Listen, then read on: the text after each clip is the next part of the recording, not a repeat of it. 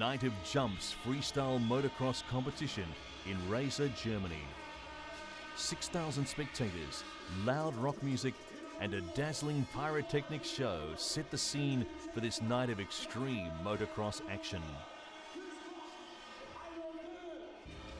13 of the world's leading freestyle motocross riders participated in the event, including Mad Mike Jones, who has won previous Night of Jumps contests.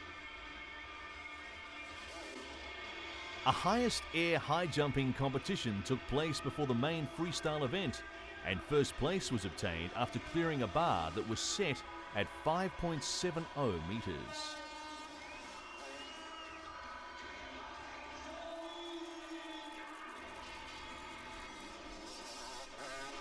Riders from various European countries compete in this competition, which sees the most impressive performers in the qualification stage, from which the top 6 riders advance to the final. Following the successful staging of this comp, the event's organisers have expanded the Night of Jumps into a series.